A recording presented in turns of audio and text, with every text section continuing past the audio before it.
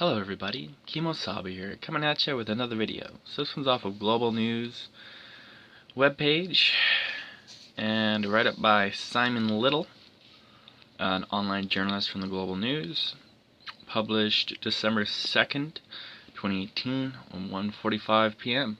Updated December 3rd, 2018, 10:28 p.m. with the topic of Massive Unexplored Cave of National Significance discovered in B.C. Park.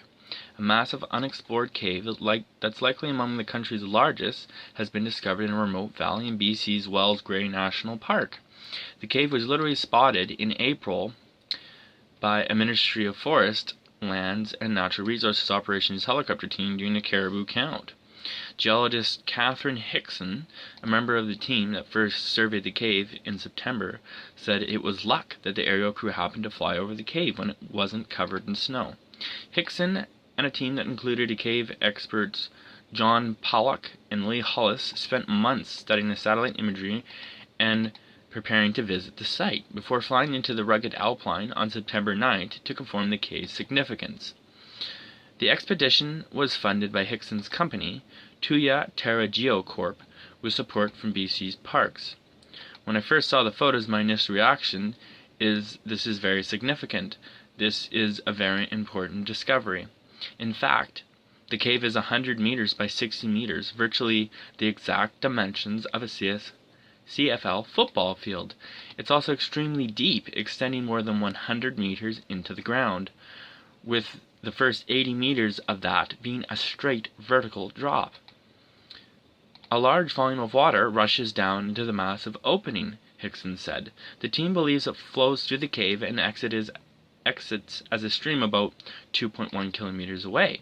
At the moment, the cavers are saying it is certainly one of the largest in Canada, Hickson said. Unexplored. This could be the first time humans have laid eyes on the cave. Hickson said the team believes no one has explored it previously, and that it may also be unknown to local First Nations due to the fact that it was likely covered by snow year-round until some point in the last 20 or 50 years. The cave has not been officially named yet, and Hickson said the province is consulting with the local First Nations to see if the cave has a place in their historical knowledge. That hasn't stopped it from picking up an informal name. Though, with one member of the initial helicopter team to spot it, likening it to the monster den that Luke Skywalker is to be fed into the movie Return of the Jedi. The initial group that discovered it called it Sarlacc's Pit, she said. It's the vertical huge hole, and you can imagine a space monster like the Sarlacc occupying this pit. So I think it's actually quite an apt name for it, but it's unofficial if that's going to be the name. The First Nation consultations are underway to see if they either have a name for it or they know of it or would like to name it. Caver Lee Hollis did make an initial descent into the pit, rappelling about 100 meters into it before he was stopped by the volume of water, ice, and snow. The team is also keeping the exact location of the cave under wraps in order to protect it. The reality is, the cave is protected by its remoteness and the technical ability needed, she said, but we're not making the exact location known because caves can be a fairly fragile environment and we want to make sure it's protected. Tristine Grosby, director of the University of Victoria Caving Club, said the news has gotten fellow caving enthusiasts fired up. To be able to find caves like that still in this day and age that haven't been explored and haven't been discovered, it really gives me, and I know a lot of others in the community, some excitement to keep on exploring, he said. Impossible cave. Hickson told Global News that when she first saw photos of the cave, she almost didn't believe it. My immediate reaction was that there can't be a cave there. It's impossible. Unlike the Rocky Mountains, where much of the rock is thick limestone, Hickson said the cave is in what is termed stripped crust, marble embedded with layers of less hard rock. The cave is in a small sub-valley within a larger valley that she said was likely covered from thousands of years by a glacier.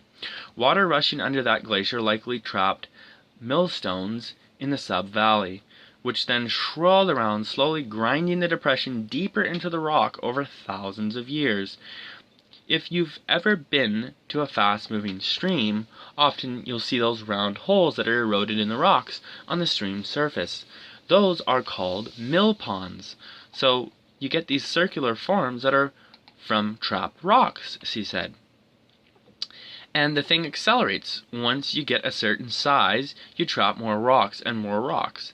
So I think that's exactly what's happening, but on a larger scale. Hickson said the initial cave team is working with the province now and fundraising in order to mount a more thorough exploration of the site, something that will involve weeks in the fields and dozens of people, which she said they hope to do in 2020. They're also hoping that if anyone does have knowledge of the cave, they will come forward. It's a remarkable feature we would like Canadians to know about. Fortunately, it is already protected by being in a provincial park, she said. Even in this day and age, when we think we know everything and we've explored every place, we can be surprised. So there you have it, and also with files from Kylie, Stanton, 2018 Global News, a division of the Course Entertainment Inc. Incorporated. Hope you liked the write-up, everybody. It'd be awesome if you subscribed, and great if you leave me with some comments. Kemo, Sabi out, and we'll see you in the next one.